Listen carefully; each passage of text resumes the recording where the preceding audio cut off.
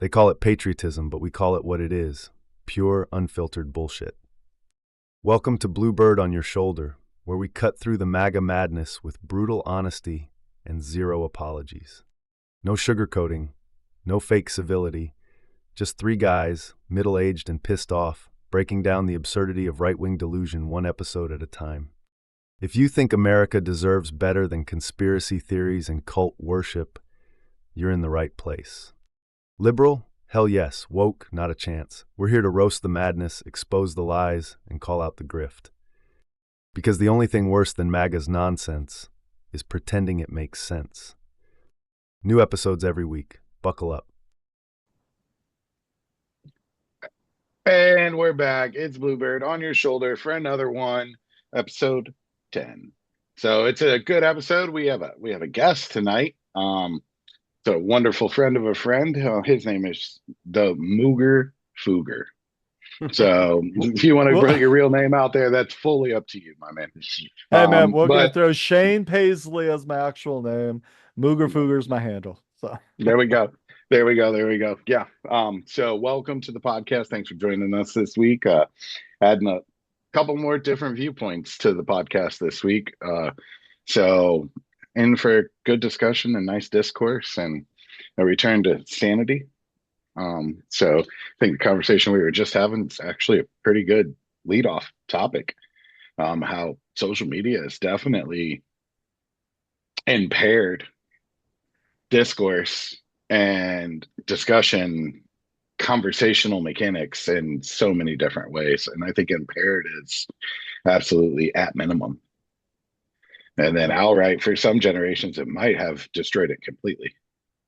Well, So, I think that it's impaired almost every aspect of social interaction, whether it comes to identifying your community, the way that you interact with other people, the way that you receive reinforcement, positive reinforcement from people around you.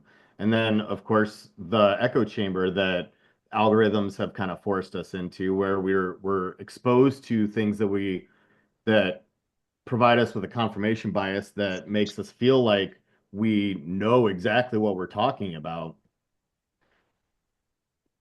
Yeah, it's kind of like I said, I believe it was last week about remembering when my dad and the neighbor would sit down in the driveway and have a cold one and discuss politics and could disagree on things and still talk the next day. Whereas, social media has kind of made it to where if you don't agree with what I say, I hate you, fuck you, and you're blocked and unfriended, and the conversation just ends. And that doesn't do anybody or this country any favors because we really need to get back to the day where there's conversations and move forward instead of, nope, if you don't like the conversation's over, that accomplishes nothing.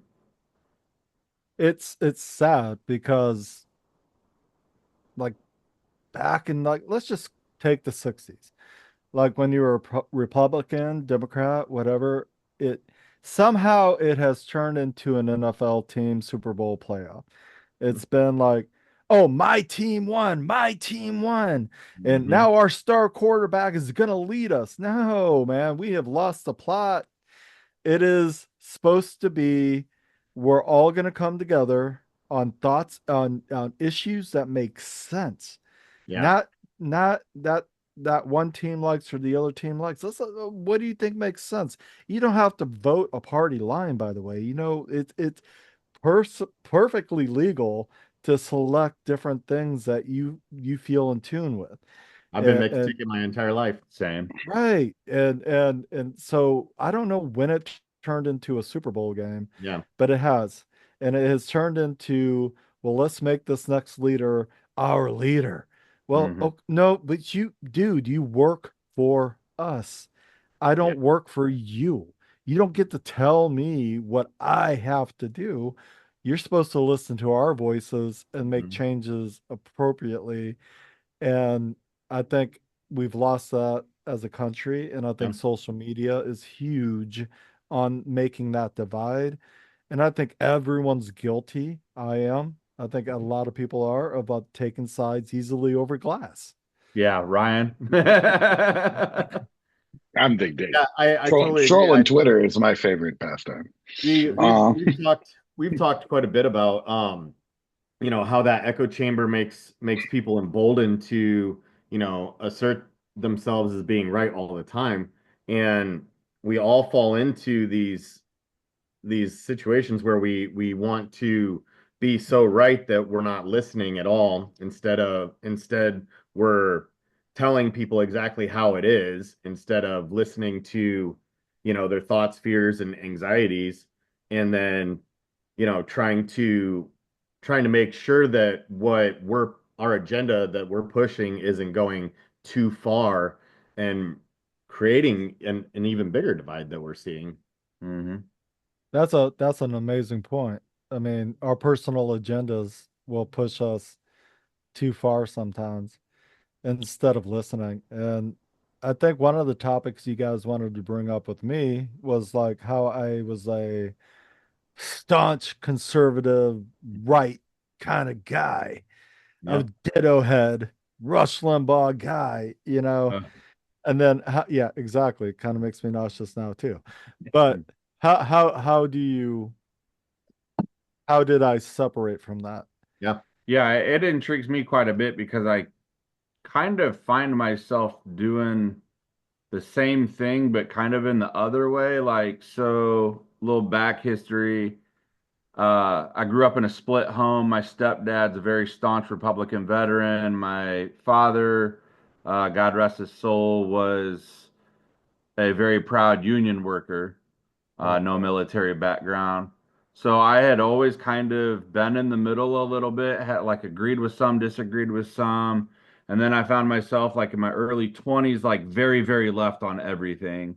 And I think now there's some things that I definitely lean a little more towards the right to, but never the extreme right. And I'm never the extreme left on anything, but it really intrigued me because I think you're probably the first person I've talked to that was right and is now a little more centric. Yeah. I was just Well, kind of curious as to how that happened. what I learned because I'm a Christian, okay? So Yeah, I same. kind of go back to the Bible and I go to what was he trying to say to me? What was he, all of that kind of stuff. And basically what it taught me was stop it, Shane. Stop listening with a closed heart and a closed fist and listen with an open heart, open mind, open hand and Mhm. start listening to everybody, not just one person. And I had so many liberal friends. Augustus, God love him. I love him to death. Speaking of But extreme left, yeah, I love him so much. yes. But he was so more intellectual than I was. And he would defeat me on every like discussion I would try to have with him, rightfully so.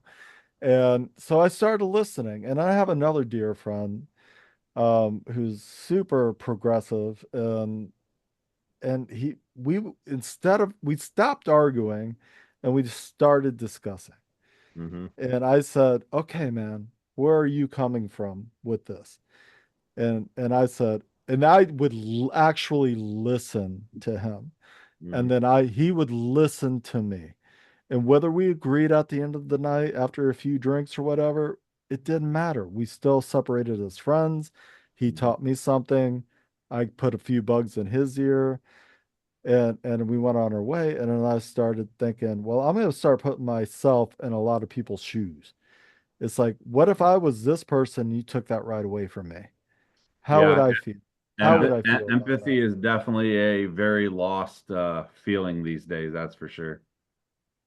I You got to put yourself in other people's shoes right. 100% of the time when you think about something. Because if you're going to say, you can't do that, and then, well, uh, are you in my shoes? Yeah. Are you Right. struggling how I'm struggling? Are you struggling to make ends meet the way I'm struggling? Or however many scenarios you want to put to that. It's like, well, no, I'm not. Shit.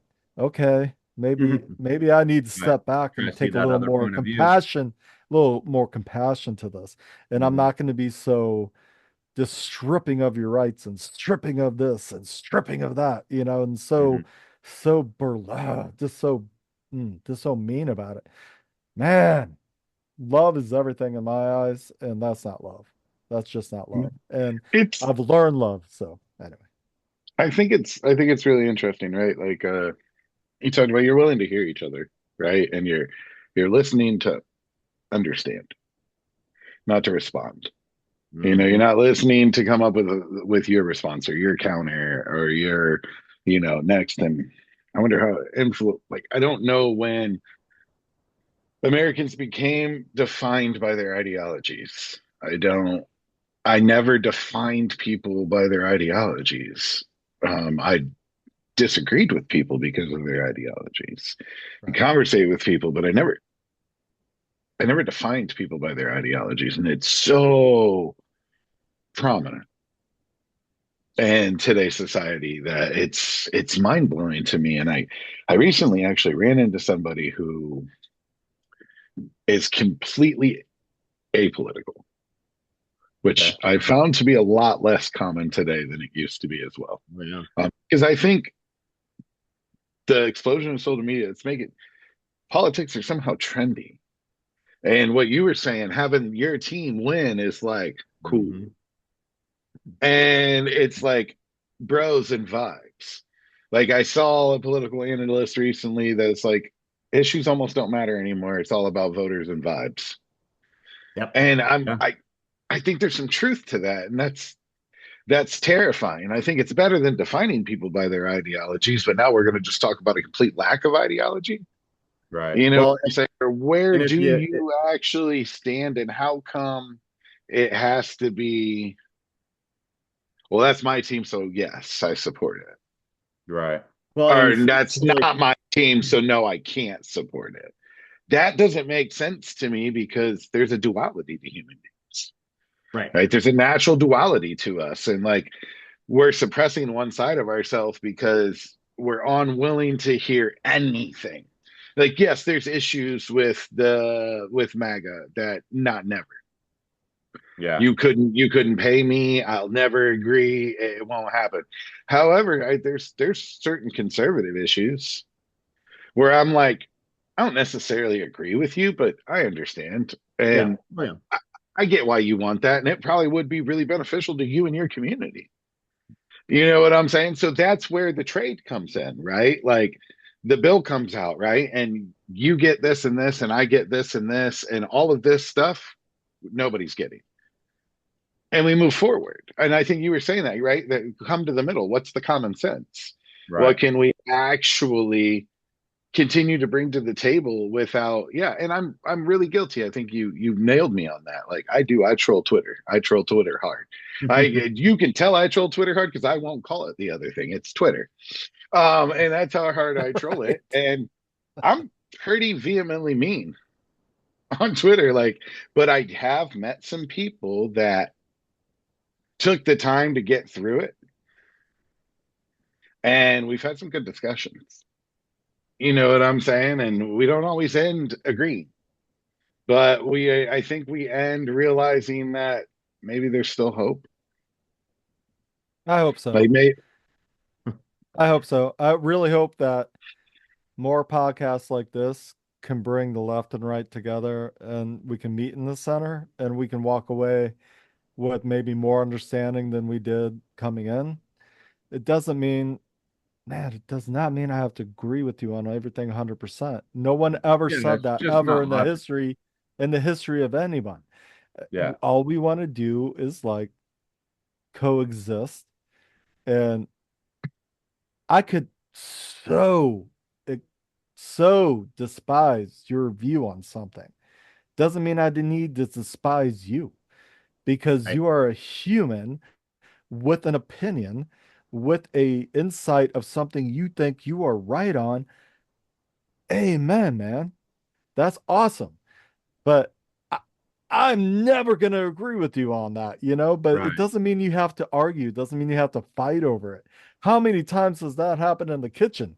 You're putting too much oregano in there, or there's too much salt in that, Yeah. and Yeah. I grew up with that shit, and it's like, man, I don't know, man. I just didn't grow up. I'm 51. I was born in 74, came up, And I just do not ever remember the divide in politics that we have now. And I still Yeah. believe social media is a huge part of it Oh yeah. because we can't get face to face in a room, have a couple of cold ones or a sandwich or a cup of coffee or whatever, and just talk it out, you know? I mean, Yeah.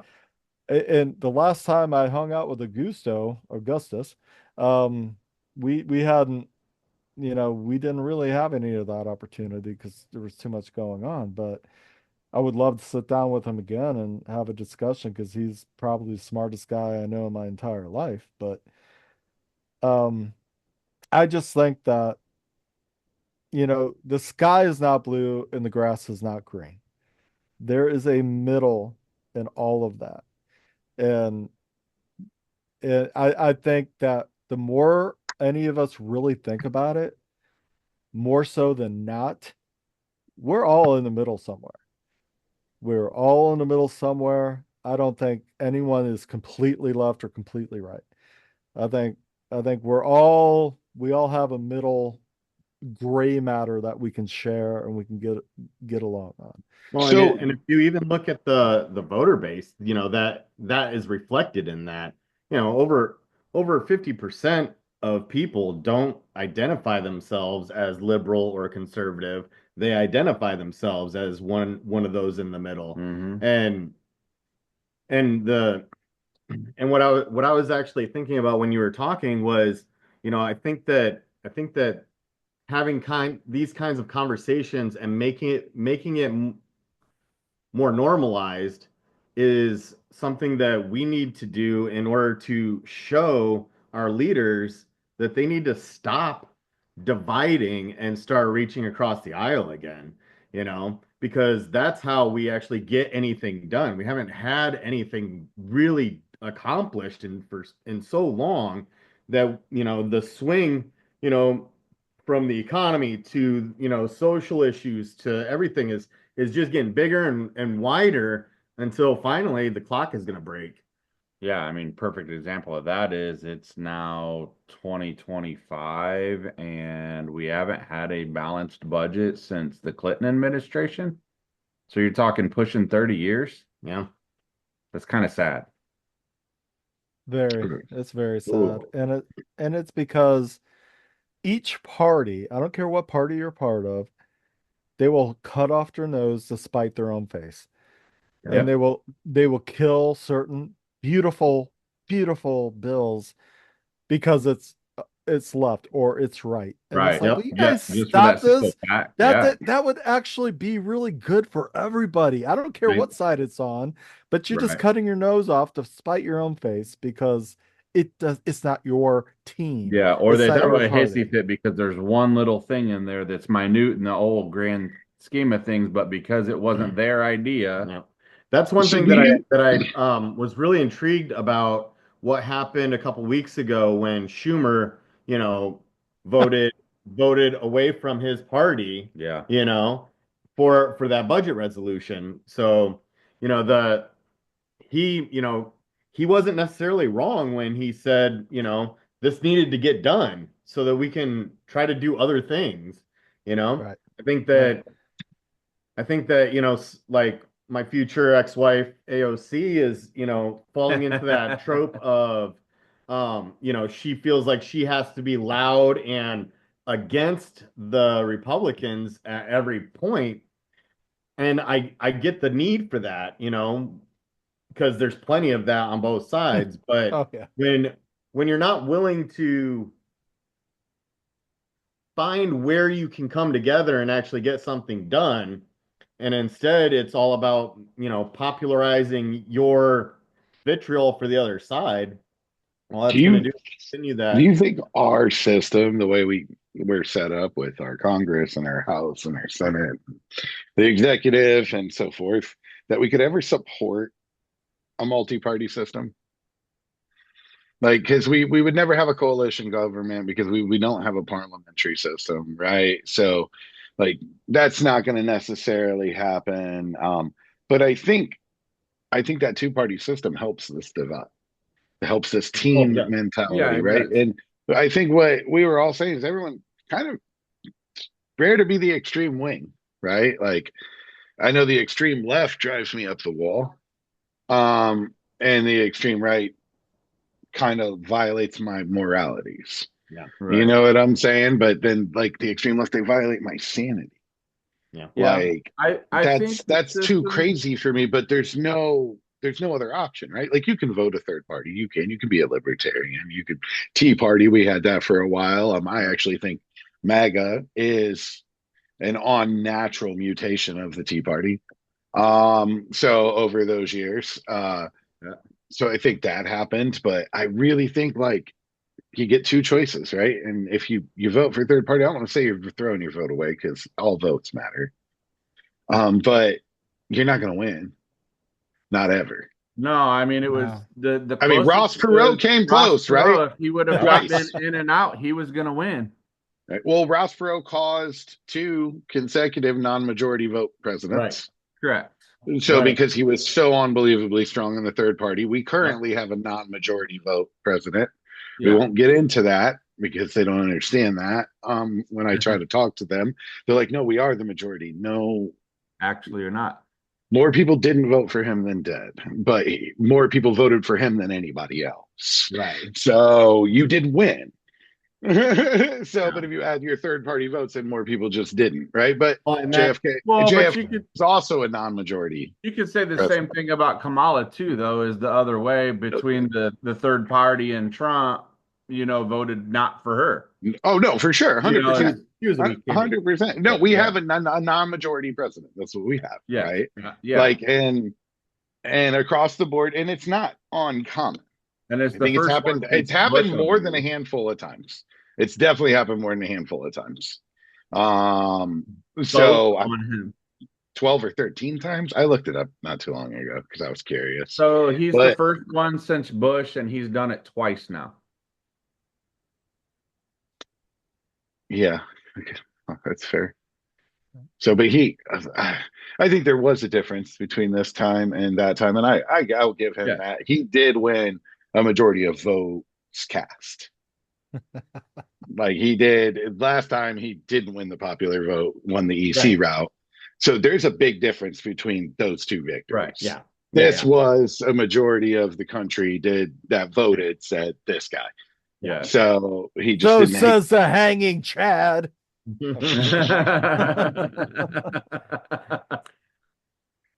No, Oh, and So, but God. to talk, That's to when talk- I think that's when everything wanted to be a mess right there. well, and I to talk about your thoughts on the two-party system, that's kind of the problem is that when you have majorities that pull apart like that, there is no room for a third one to become relevant. The only time I find my votes to be relevant in a third party is when I don't see either of the other candidates that, we pretty much know who's going to win, or like there's no clear enemy or somebody that we shouldn't be voting for. So like when in those opportunities, that's when I have taken a moment and cast my vote into the third party as a cast for a diversification in the conversation. right. And that's not people will yell at you and tell you, "Oh, you just threw your vote away." Yep. And it's like, "No, I didn't. I cast it truly where I thought it should land." Right. And brother, I'm with you every step of the way on that. When I don't see any clear way to either candidate, Yep. I'm like, "Who's my third party?" Yeah. Yeah. Because that brings them a little more notoriety so that they have the opportunity to build that voice. Because here's my thing has always been, the two-party system is too set. And the only way that we're gonna really see a diversification in the amount of parties that we have is going to be through either large legislative change or violence. With the degradation of America into, something that breaks down, whether it be into a civil war or, a breaking apart of the states. I think that that's the only way that we'll actually see a shift where we could see more than two parties coming head to head and still existing. Yeah, I mean, and that was with me with this past election was there was never any way I'll be proud to say I'm a never Trumper. He's a disgusting, vile human being, will never get my vote. That's my opinion. Um, and I Entitled to it, by the way. Yeah, and I did not want Kamala for a couple of reasons. And so I voted third party. And then now, like, the fallout from that really has me thinking lately, like, oh my God, idiot, what did I do? Because how many other hundreds of thousands of people thought the same thing? And had we just said, I don't want him, I'm going to vote her so that it's not him, we probably wouldn't be in the situation that we're in now. I mean, And that's 2.7 for million. your peace of mind, you live in Indiana. Well, So, 2.7 million that's true. people voted third party. What's that? 2.7 million people voted third party. right. Okay. You were not alone, and you were not in a small group. And what did he win by? Like 2 million votes? No, not enough to cover that. Not even that. That's why he would have 50% or better Yeah. if he could cover the third party. That's right. Yeah. So that's So how the math works out. Yeah, don't at all feel bad at all because, to be honest with you, myself going into this, you can't say I would have voted for her instead of him. Then you're voting for teams, and you're not Right. voting for That's true. you're not voting for ideals at this point. Trust me, I don't like the guy, and I don't like what he's doing currently. And I hope this leads to something better, but I don't think it's going to because he's just too fucking old school and just thinking. Whole nother topic we haven't even hit. I'm sorry. I But got a point to make on that at some point. we're on this topic, and it's like, don't feel bad, man. You voted your gut, you voted your heart, and you voted what you think because you didn't see any clear victory here. And that's the smart, in my opinion, patriotic thing to do. I'm not picking the New York Steelers against the Dolphins here. This is not what I'm picking. I am picking what is best for America. And right now, neither one of those teams, quote unquote teams, seem to be good. They weren't giving me any answers. They weren't just giving me any kind of warm, fuzzy feeling that you knew what you were doing moving forward. So yes, man, you're right. I did the same thing as you. Third party, and that for president. And then I kind of picked and chose as I went down. Well, so I think it's really interesting when we talk about third party. Where I do see third party win a lot is in locals. Yeah. And at the town level, at the city level, at the county level, right? Like I see that because I'm like nerdy political. So like John King's my favorite dude ever because he works that map like my brain works. I want to know inside the county who's winning in this county that I've never heard of in this state that means nothing to me. And I want to know. And I do see throughout the years that a lot of third-party candidates do win in locals. And they actually typically, and the ones that I've followed because I'm like, oh, this is interesting, turn out to be extremely effective representatives. Well, and here's one of the things to consider with that. One of the reasons why locals tend to be less politically leaning with a party is because because what their job is less to do with, the federal level and anything outside of their immediate area. So there's less money involved. So it's usually people that are independently either well networked or have done well for themselves in the area and have a name that can carry them. Or like with school boards are supposed to be nonpartisan. So that's where you see a lot more of that kind of stuff happening. But I'll tell you what, the Republicans did a brilliant job of realizing that down ballot was where they could make the most inroads in order to change maps, in order to gerrymander, and in order to pull more areas and key areas towards their way of thinking so that they had a better edge in the EC, because that's where they wanted to get their wins. They knew that they weren't going to appeal to the majorities, but they knew that they could win by looking at the EC and breaking it down into districts and then focusing on those small districts that they could win. Politics 101, baby. That's politics right That's there. it. That's it. Actual politics, right? The art. That's not necessarily an education. We know that's what happens. We know Right. they target zones, and that's the way to get those votes, man. Yep. Yeah, it was. I mean, ultimately, this election came down to 11 counties. Yep. The election came down to 11 counties in the country, and that's interesting. I think ultimately what happened, I guess, on the flip side of what Josh was saying, is the Democrats, the way they lost, they did exactly what the Republicans did last election. Was so the Republicans last election, when Georgia flipped and Arizona flipped, was they failed to realize that demographics changed, and they just thought that the strongholds were going to hold, and so they didn't bother. And I feel like the Democrats did a lot with banking on certain counties. I think some of that was just their incompetency in prepping and putting forth a candidate that could win.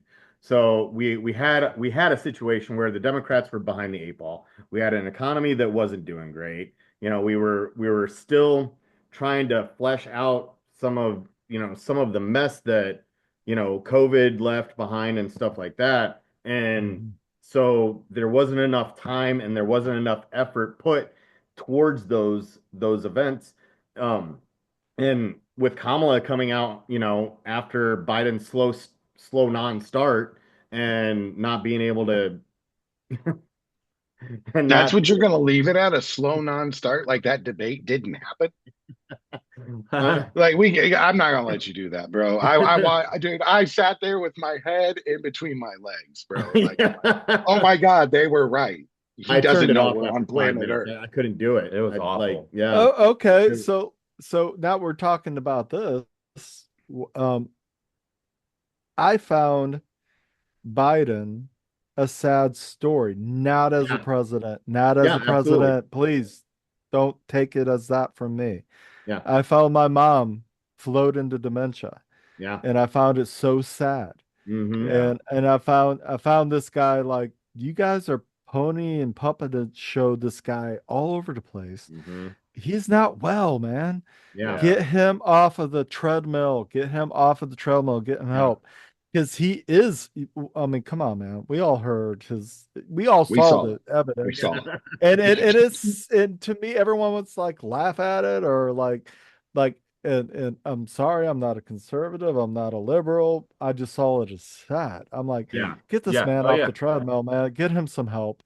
Yeah. And put whoever else is in charge, put Camilla up there as the acting president. I was pretty angry actually when they announced that he was going to take the nomination. I thought that they would have had enough insight when he won to know that he shouldn't rerun. They did. He said he was only going to be a one-termer. Well, he did. He knew. Right. Because he'd been around the job for so long that there's a truth, right? And the truth to that job is I guess there's two truths in my life. One, I would never want it. Yeah. Two, it ages you 30 years, 40 years. Yeah, look at Obama. How young look how Obama, how young he looked coming into the job and how great he was exiting. Yeah, he came in like a suave 20-year-old and left a grandpa. Yeah. Right. Like, and it's true, right? And it happens to all of them. And he's like, right? Take it. So I think Biden knew. I'm so old now that I've seen what this has done to many men. Yeah. Yeah. And it should have never happened. And but we should have known. No, we all saw that debate. It was like the plug should have been pulled like long before that. I agree with you because you can't convince me there are people who didn't know. Yeah. Oh yeah. There's people who knew. Right. There's people who knew, and you have to tell them 2 years ago, like, I love you, Joe, and I feel you. But we're not doing this, bro. Well, Joe did. And then I think he felt like he had to. Like he was. And I think you bring up, because he was in 20. No, I'm talking about this. But I think you bring up a really interesting point, right? Why wasn't the 25th invoked? Right? Like, why have it? if we have somebody in that condition and we Right. don't use it. Like the Nah, cabinet failed at that Because point, he right? passed all the medical yeah, tests. he was So But he was as capable as some of the other ones that we've seen. Truman, Roosevelt. So like, Well, okay, I'm not saying he wasn't capable, all right, but and it would also looked really bad to the rest of the world if we said, "Hey, our current president, who just made all of these executive orders and all of these decisions, is stepping down because he has dementia." We yeah, right. can't, we couldn't do that. Yeah. right. So it was like it had to, Yeah, it it had shows to vulnerability. Yep. it just had to come to the point of the nomination of the next election. Yeah. That was a smooth transition. It was like Well, Biden's yelling, "I can do this," and no, no, you can't. And then Camille stepping up, photogenic, beautiful, black woman, powerful, well-spoken, articulate, didn't have anything to bring to the table. That's where it yeah. fell flat. And Yeah. that's why I voted third so party. do you genuinely feel like I've been torn. I don't know if she actually doesn't have anything to bring to the table or the handlers overhandled her. Yeah, well, I don't think they handled her enough. They didn't prep her for this. They didn't flesh out the the ideas that, should have driven the conversation. Instead, it was all defense. They were all Well, defending themselves from Trump's attacks, which is exactly what Trump did the last time.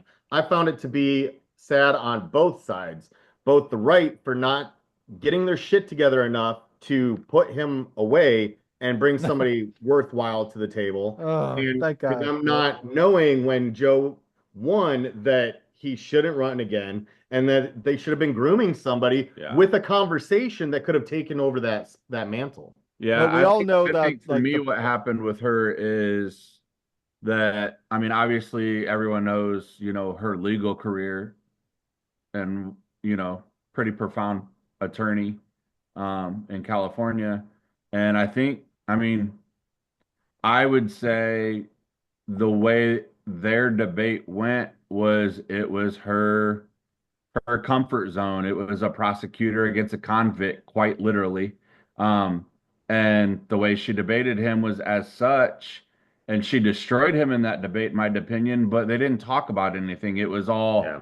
he's this and he's this. They didn't really talk policy or what they would actually do. That hasn't been done on the stage in Well, it was a since playground Obama. fight. It was a playground fight. That's right. all it was. Yes. And like you said it, man. There was what are we talking about? We're not talking about debate When policies. and I called We it too we right after the debate. I said something to Ryan about I was watching polls on 538, and after like Trump did horrible in that debate, like all the after evaluations of it was he did bad, and he gained a 0.5% after it. I was like, he's gonna win. Yeah. well No, well it's and that this goes to show that when two people get together and just argue, Yeah. once again, it was like watching a social media meltdown. Yeah. Right. It Yeah. was like Yeah. No, it watching really two was. people over like, well, you're wrong. No, you're wrong. Nope, you did. Well, I'm not touching you. I'm not touching you. I'm not touching you. It's like, and that's what it became. And I'm like, Yeah. this is a joke. Yes. The whole thing. Where's your God? Man, when I watched the Reagan, um, I don't know any of the 80s Hmm. caucuses or anything like that. It was so motivating. They were Yeah. talking what their vision was, Right. what they wanted them to do for the American people. Oh, I mean, Not, even Bush and Clinton and I even Bush love Clinton. Jr. They were all very focused on stuff like that. Oh my God. If Junior I could wasn't go great, but if I could go No, and that's back to the Reagan, even the Reagan era, the Jimmy Carter era, God love me. yeah, I mean, and I lived through that, but if we just go back to that sensible right. Well, yeah, politics.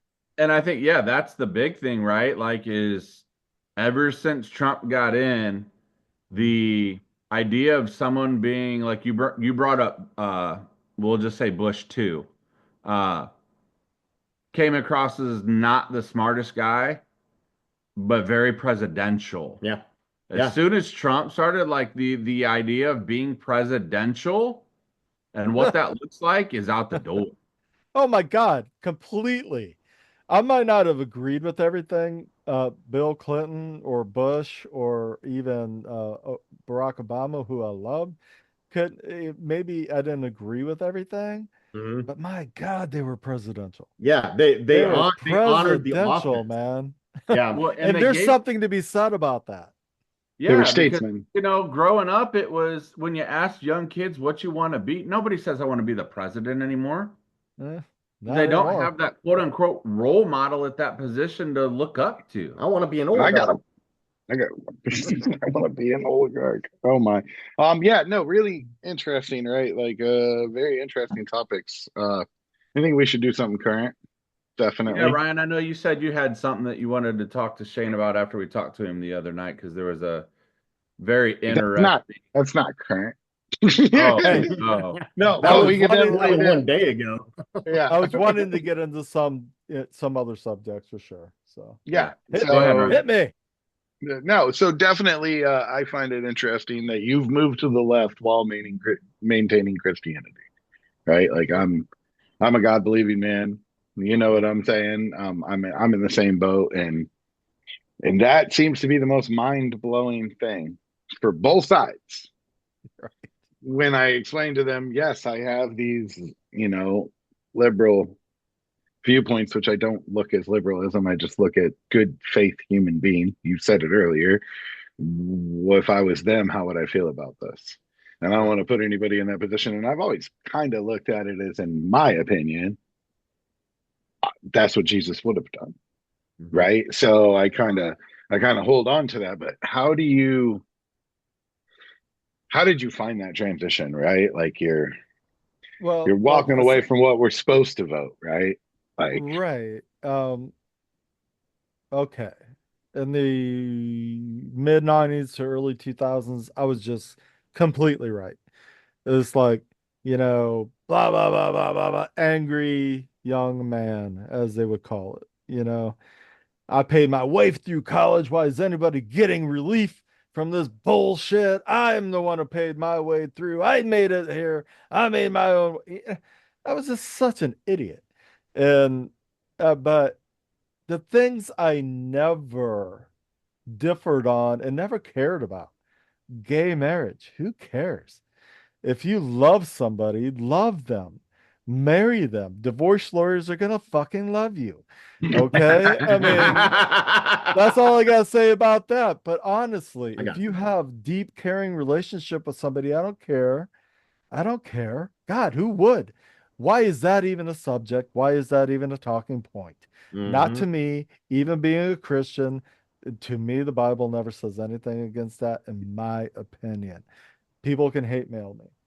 Tr you know, and people transitioning from a man to a woman or a woman to a man, I don't care as long as you understand what you're doing. And this is exactly where you want to be. And you understand completely this is what you want to do. Hmm. Okay.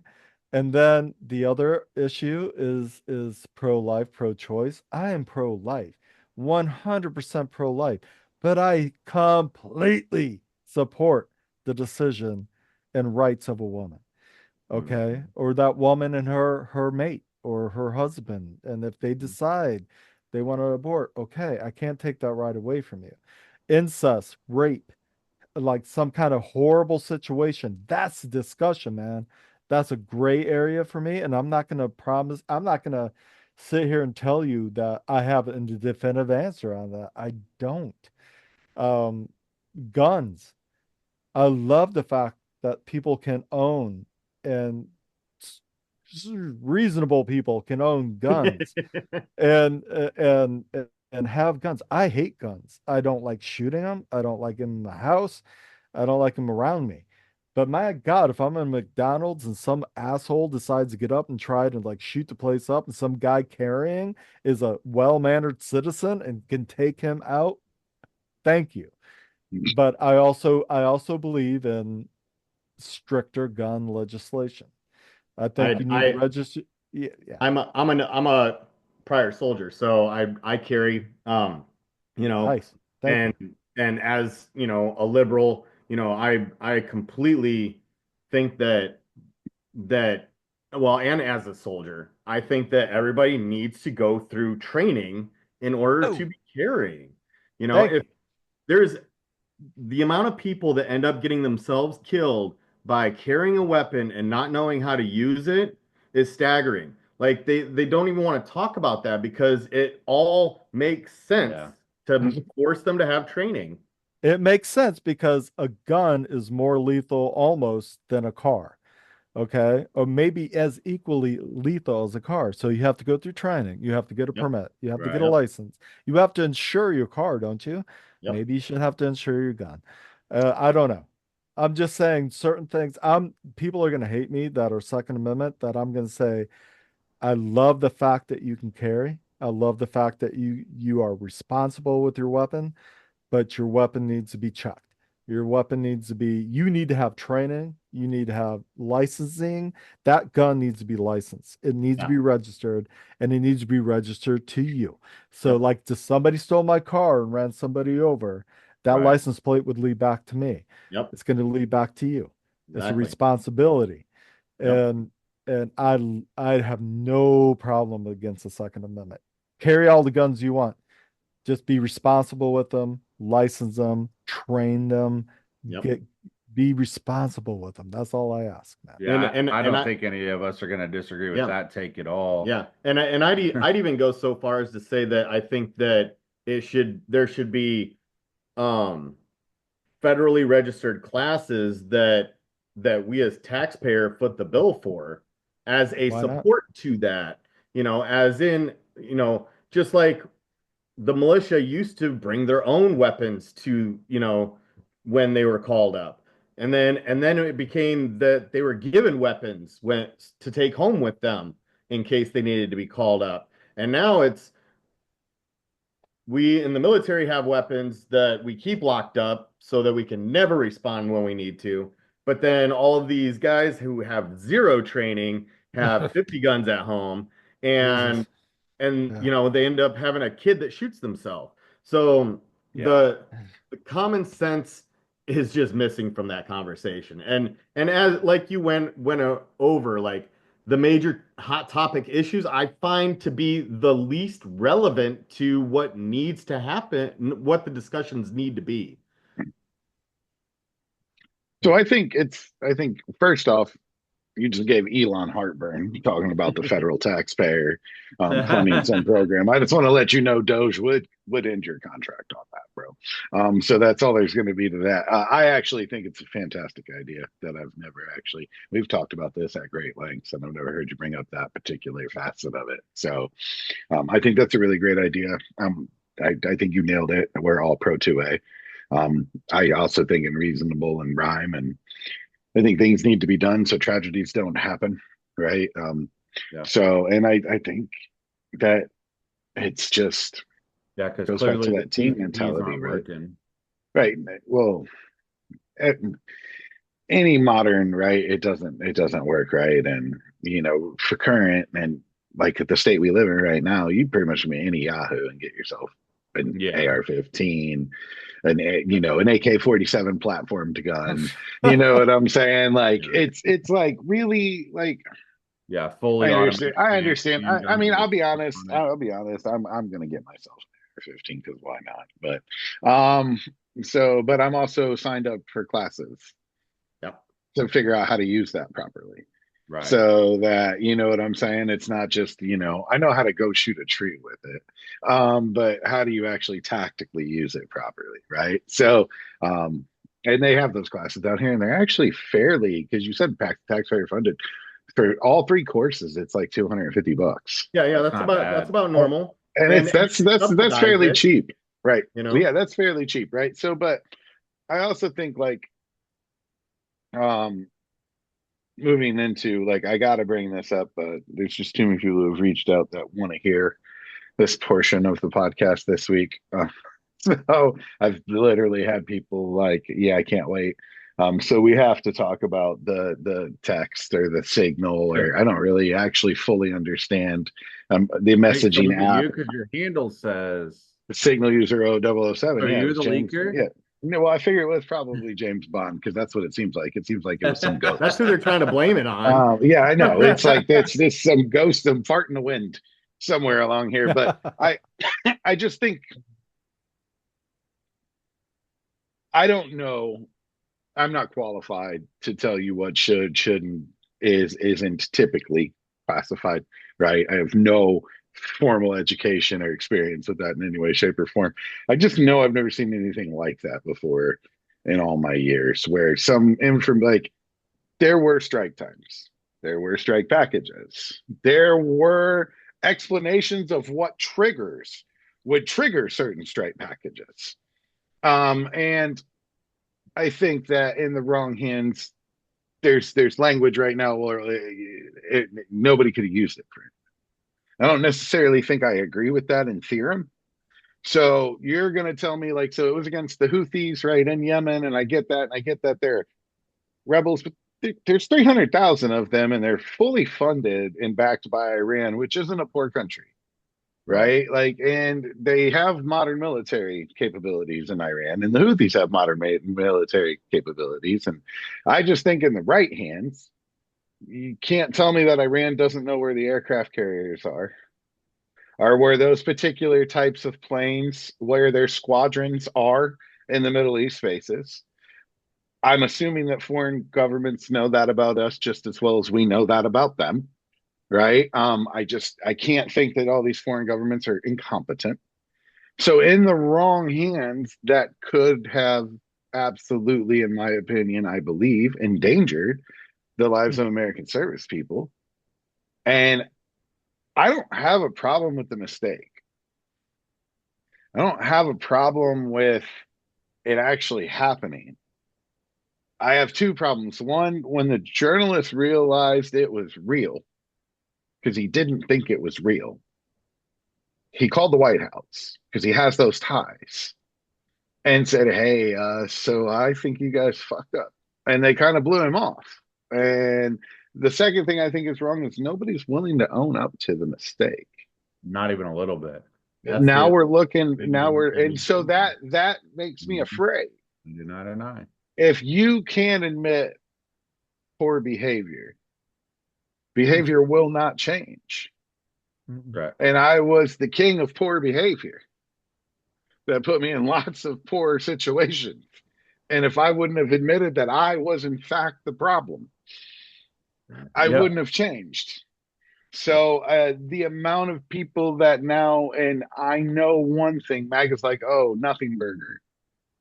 If this happened 4 years ago, they would have tried to take Lloyd Austin in the middle of the public square and guillotine Yeah. him. Why the hypocrisy and why? So ultimately, I guess like you have the military background. Is that normally classified information? I've been talking about this a lot. So a friend of mine, Gwen Clayton, she's a journalist and she's the wife of a soldier. When we were deployed, she had to go through training about OPSEC, operational security. And that was because she was part of the FRG, which is Family Readiness Group. They basically liaise for the families of service members to the leadership of those service members. They provide support for those families and stuff like that as well. And she was grilled on operational security, being careful about what you share. I have seen soldiers go from sergeants to privates, which puts you below the poverty line in pay while in combat because they put a picture on Facebook in the middle of a mission that could have if they triangulated the moon beams and saw that one hut and that one pillar, they might have been able to figure out about where we were. They got demoted for that. I've seen people imprisoned for leaking information that could have gotten operatives hurt overseas. What we saw with not Snowden, but who's the other one? He he was convicted for sharing secrets that could have hurt operatives, CIA operatives that were undercover. You're talking about the trans soldier. Yeah. No, the guy that He operated that dark web release of Oh, Silk Road. No, that yeah. was Snowden. Snowden was the No, the other one. WikiLeaks. Silk Road was a black market. And then Um, there was a soldier who was male when they did whatever they did. I can't remember. Then they did get imprisoned, and during prison they did transition. yeah, So not that one. But ultimately, anyways, the point is that for minor infractions in sharing ongoing ops, there are severe consequences for those in uniform. And that has been something that's been grilled in us our entire career. And so to see the top act so incompetently and without any kind of admission, integrity by taking responsibility and no consequence, why should any soldier you take that training seriously anymore? And one of the things that you were talking about was, the possibilities of endangering troops. They talked about witnessing certain leaders going into certain buildings. Okay, that requires ops on the ground. That requires either undercover CIA or special operatives, and so they now know that there were operatives in that area even after the bombing. It's not something that's done yet. They're still on the ground, or they're still trying to get out from behind enemy territory, and now they have a bead on them. Yeah, I was watching some, I guess, call them film clips, whatever, of some of the interrogation going on today of uh, some of the people involved in that chat. And I know Bernie was grilling somebody, and then there was another guy who had done 3 tours. And he said that in his expertise, like Josh was saying, that with that having that kind of information, it is absolutely classified information. And when asked about it, I believe it was Tulsi Gabbard was like, I can't answer that question. None of them could answer. They were like, I'm not quite sure what was Yeah, said. because they're trying not to perjure themselves, which I heard she did today. I think it was yesterday, but she did. For sure, I saw it today. But it's I think one of the for things that me, disgusts me. My other thing is the deflecting and the inability to have accountability, and then the deflecting part of instead of addressing it, they're, well, her emails. Yeah, but her emails, like you said, Ryan, when we talked privately, was on a private server. And at the end of the day, had she made a different call and it worked out, she'd be a fucking hero. Well, She ultimately made a call that didn't work out, so then they want to blame her for using, like, it's not apples and apples. I think everything's subjective, honestly. I mean, when has the military ever been open and honest? Fair. Sorry.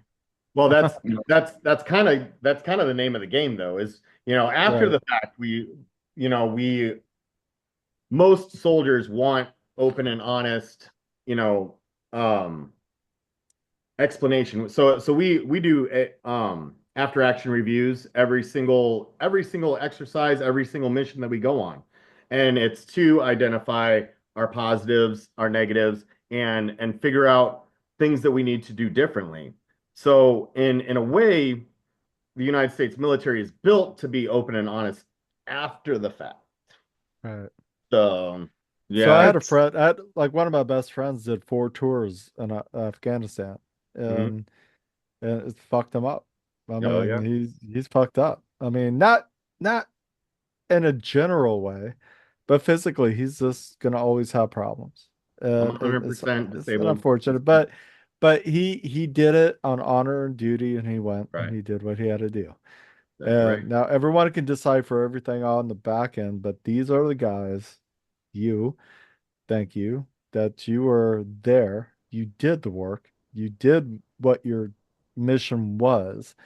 And sometimes unfortunately we find out after the fact that shit was a little gray or it wasn't so Yeah. black and Yeah. Oh white. yeah. And but you did what you were asked to do, and I'm sorry. I couldn't do it. But yeah, you me guys did. either. You Yeah. guys did, man. You guys Yeah. did. And through all the bullshit and the rhetoric and everything we're talking about, my hat's off to everybody who did do it. They did their mission. They Yeah. did the duty. They Yeah, called the duty. They did it. And this shit, I mean, I'm sorry. I get up at 5:30 in the morning and I bitch about it. And I hurt a little bit and I get in the shower and it's really early and I got to go to work. Yeah, some guys were out there fucking humping 40 pounds on their back and with guns and treacherous situations and maybe situations they should have never even been in the first place. Um, but they did it, and so my hat's off. So Yeah, I fully agree with that. I've always going all the way back to Vietnam and watching the hippies spit on the soldiers when they came home. It's never made sense to me. Those are the boys who right. went and fought the war, so you didn't have to. So Right. mad respect there, right? But I think I'll tie this topic up with this. We all know that I find Pete, I drink too much, um, uh, completely incompetent and unqualified for the position he's in. Um, It's I think that this was a giant fucking icing, the most delicious icing humanly possible on the cake to prove yeah. that fact. It comes with a new tattoo. If you guys haven't seen his new tattoo, so he, no, I'm serious. So, I think that I'll go back to, I think Pete thinks he's an actual crusader. I Huh. think that he thinks that he needs to destroy the caliphate that no longer even exists. I think that the alcohol has rotted him out. And I've known enough alcoholics in my day to know that happens. yeah, And his new tattoo, I think, supports that. So he did get a new Arabic tattoo. And he did. I'm not lying to you. He really got a new tattoo. It In showed up in Arabic. pictures yesterday in Arabic. And what is it? What does it translate to? Infidel, a oh gee, kafir. Because this man thinks he's a crusader. Yeah. He's got people say they're religious tattoos. These are not religious tattoos. These are literal crusader tattoos. Right. But I just think that he has done a really good job proving that he's incompetent, and they have done a really poor job owning up to that incompetency. What I will say is I did see a lot, not a little, of the more prominent talking heads actually come out and be like, "No, y'all got to stop with the wordsmithing and the you fucked up." Yeah. I Right. also just talking about this episode in general, I want to bring up the fact that for the first episode yet, somebody else dropped the first F bomb. It wasn't me. That is, it was actually you. Big F. I, the I Mooger was Booger. excited. Yeah, it was you. Oh yeah, I didn't know that Oh no, I I didn't am know the super. cussing No, situation. I'm super vulgar. So, but I drop it all the time. I always tell him I'm going to get us demonetized. Like it's going to I'm happen. used to my music podcast where we're just like F this and F that and Yep. a-hole this, blah, blah, blah. Yeah. Us too. We mark it explicit for sure. But I think it was a good episode. I think it was a good discussion. Um, God, I I want really, more of this. I want more of this, yeah. man. I mean, you're welcome to come back at any time. Hey, Absolutely. you So, got it's an So, honor to be here with you guys, and you have me back anytime. so yeah, speaking you're of definitely your welcome. podcast, tell our viewers and us for that matter the name of your podcast, where we can see it and what it's about. Yeah. Well, you can check it out at Freeform Rock Podcast. Freeform Rock Podcast. We also have after shows and we have BS sessions. So those the BS sessions and the after shows are video. The Freeform Rock Podcast is all audio.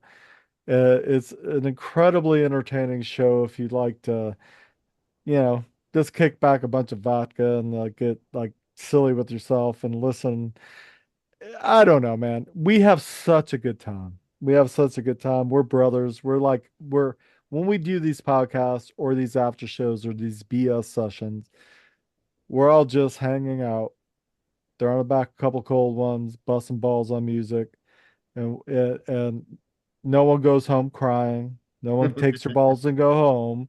It's like, okay, you didn't like that band? Okay, whatever, And Yeah. when we do album reviews, some people get mean. Some people are nicely mean, if that makes sense. It's like you can be mean about something. You can say you don't like something, but you Mhm. can do it in a kind way, just kind of like what we do with politics here. Yep. It's like you guys do. It's like we can disagree about something, but it doesn't mean you have to hate on somebody to dislike it. Hey, I just don't agree with it, man. Let's move on. Right.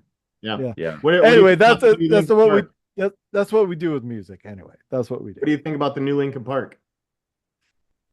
Fucking love it, man. Yeah. Same, Absolutely same. amazing. I'm sorry, I just dropped the other F bomb. I love Linkin Park. Yep. I think that it would be a shame to let because I'm a huge fan from the day. So Absolutely. why should we let that die? And Right. why should we shame on this woman who's doing an amazing job? Great job. Yeah. Like not filling shoes, she's filling like Bozo the Clown size shoes. Yeah. Right. She's not no, I guess that sounded bad. Chester's not a clown. I mean, but Demigod almost. she's just filling big shoes, man. Yeah. She's filling big shoes. And Yeah, and I think they're I doing a think for really good. once I think for Go once ahead. she does great. So Yeah. I think they're Good doing a one. really good job of not like sexualizing her to try to Yeah. sell, that they're Yeah. letting her talent shine through, and Mhm. oh it man, well. absolutely. It works Absolutely. well. I was very Oh. hesitant because I'm not huge into rock, alternative, whatever. I'm more of a hip hop rap guy. But Linkin Park has always been my favorite quote unquote band. So I was very Wow. hesitant of having a woman. I'm like, that's not gonna be Chester, but she kills it. Mhm. She Yeah. does. And I went into it like thinking, huh, how's this gonna be? Right. Mhm. And then I watched some of the YouTube and I'm like, well, that's kick ass. Yeah. Yeah, And then and Shinoda, he talks a lot about, this was stuff that they wanted to work on, and just never got around to because success pulled them in a different direction. So well, and I would also say that I think the One Last Light, I think was their Mhm. last Linkin Park album. Woo! I thought it was beautiful. I Yes. thought Yeah. it was beautiful. Yeah. And everyone gave Chester hell for it. And I think Oh my God. that's One more light is kind of like my, one more light. There we go. is kind of one of my, scream while I'm driving songs, because obviously I can't hit those notes, but but God, I mean, like, it brings me to tears, honestly. Yeah. So It does. That whole entire album almost brings me to yeah, tears. I love that album. And yeah, I think they got buried for it for stupid reasons because it yeah, was quote unquote techno, had a little auto tune in it, but it was Right. so beautiful. yeah, Yeah. Rock has an interesting way of doing that. If you try to Yeah. evolve, people want to hate on it. Yeah, yeah, because it's yeah. not your normal So, sound. They're like, what is yeah. this? Yeah. And my Call it current grub. favorite band is a love or hate band. So, no, Yeah. so we'll So definitely check out Freeform Rock. I'm sorry, I'm gonna call on one of you guys to come on as a musical guest at some point Yeah, on my happy to. podcast. Ryan's got some great insights into some of the Yeah. harder stuff.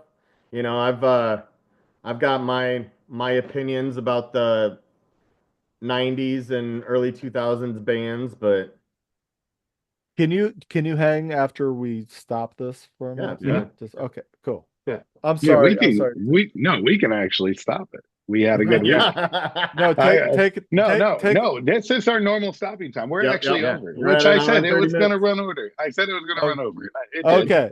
So But so we ran over. It was a great episode. Like I said, thanks for coming and all of that. And for everybody else, like, subscribe, tune in next week. We'll be back, and it might be a little more friendly again. Who knows? We'll see you then. Thanks a lot.